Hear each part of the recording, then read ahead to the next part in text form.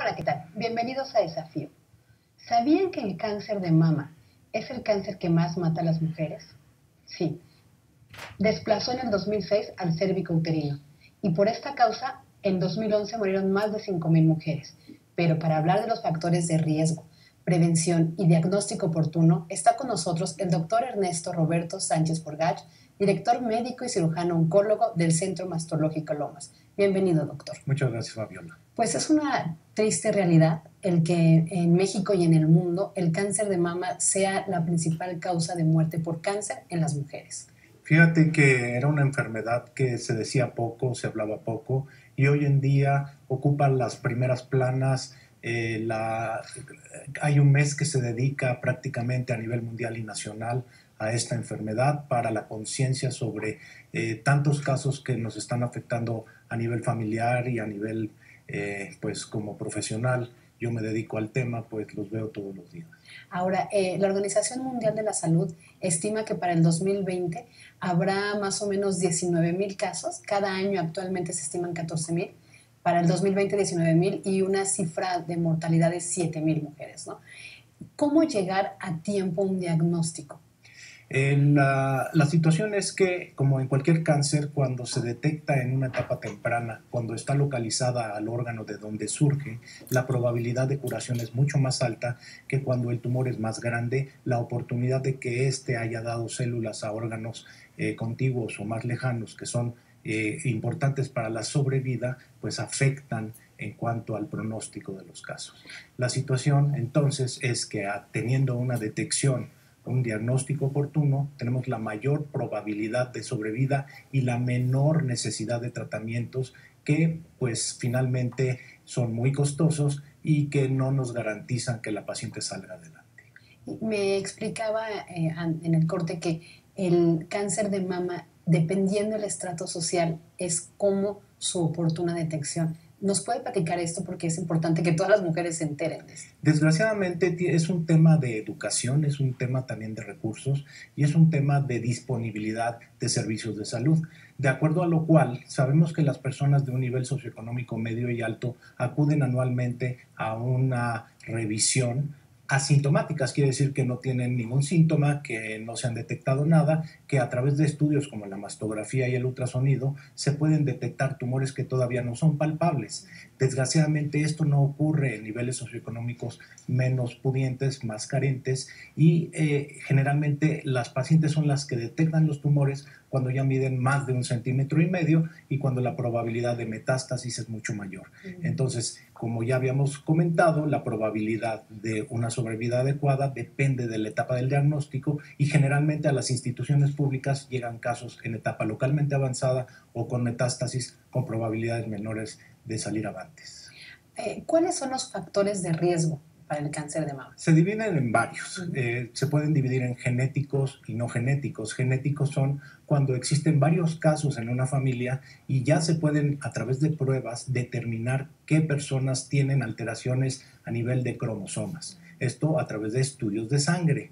Hay otro tipo de factores como son los hormonales y los no hormonales. Los hormonales son los que tienen que ver con la vida reproductiva. Generalmente las mujeres que empiezan a arreglar muy tempranamente, antes de los 10 años, o que siguen arreglando después de los 52, tienen mayor exposición a los cambios hormonales normales secuenciales de una menstruación y esto también implica que haya mayor exposición del tejido mamario a las hormonas. En cambio, las mujeres que arreglan menos tiempo tienen menos este factor de riesgo. Por otro lado, también las mujeres que tienen terapia hormonal de reemplazo, que está muy de moda hoy en día, que se receta sin ton ni son por muchos médicos y por muchísimo tiempo, no tomando en cuenta los factores de riesgo que ya llevan las mujeres, pues aumentan también su probabilidad. Y otro factor que estamos viendo hoy en día son también las inseminaciones y las estimulaciones ováricas en las mujeres que también, por otro lado, no se han embarazado antes de los 30 años, que de por sí es un factor de riesgo para tener cáncer de mama. El no lactar, el tener embarazos después de esa edad o no tener embarazos también aumenta el riesgo. Ahora, nos han enseñado, como usted dice, en las últimas campañas para hablar de la información, de que uno tiene que explorarse, ¿no? La autoexploración. Y luego las mastografías a partir de los 40. ¿Esto es correcto o tendríamos que aprender nuevos patrones para hacer primero nuestro diagnóstico oportuno y después acudir a un lugar especializado? Definitivamente el arma más sencilla que tienen todas las mujeres es el conocerse, el palparse, el hacer la autodetección y acudir con un médico una vez al año. Como había mencionado, la probabilidad de detectar tumores menores de 1 centímetro es baja. Por lo tanto, existen también estudios de imagen como son la mastografía y el ultrasonido, pero estos no tienen una alta sensibilidad antes de los 40 años porque la mama es muy densa. Entonces no permite ver los cambios sutiles que este estudio requiere en una mama menos densa. La norma oficial mexicana dice que a partir de los 40 años se debe de por lo menos hacer un estudio de mastografía cada 2 años. Después de los 50 se puede hacer anualmente. Pero es un estudio que ha caído en una serie de controversias. Cuando acuden con el especialista, definitivamente lo ordenamos, lo pedimos y de acuerdo a nuestro entender es lo mejor que tenemos a la mano. Existen otros estudios que cada vez son más sensibles, como son la resonancia mamaria, la tomosíntesis y la mastografía de emisión de positrones. Desgraciadamente su costo es muy elevado y está limitado a personas que tienen factores de riesgo muy elevados, como el haber tenido muchos familiares en el antecedente o el tener situaciones de riesgo como el no haberse embarazado y situaciones muy particulares. Doctor, si ya tengo el cáncer de mama, si ya estoy en un tratamiento, si ya acudí a una clínica especializada donde además me dan el diagnóstico, el tratamiento y el acompañamiento, ¿cuáles son ya, digamos, una paciente con cáncer de mama, todos los tratamientos que puede recibir para acompañar su enfermedad y su tratamiento? Fíjate que, Fabiola, que tocaste uno de los temas más importantes en cuanto a la clave del éxito de los tratamientos. El cáncer de mama requiere de un apoyo multidisciplinario, de muchas especialidades. Siempre hay un director de orquesta, que es el oncólogo, el que recibe a la paciente y el que determina qué es el paso que debe de requerir. Primero, llegar a un diagnóstico adecuado requiere de un imagenólogo o un radiólogo que tenga especialidad en el conocimiento de las placas de la mastografía y del ultrasonido. No puede ser cualquier especialista de rayos X general, es como si fuera un cirujano general que atendiera un caso esporádico de cáncer de mama. Tiene que ser un especialista y, como habíamos comentado, existe una carencia importante en este país y una de las atenciones que está poniendo la Secretaría de Salud es en el crear más especialistas con el área de cáncer de mama y la detección de tumores en etapas tempranas.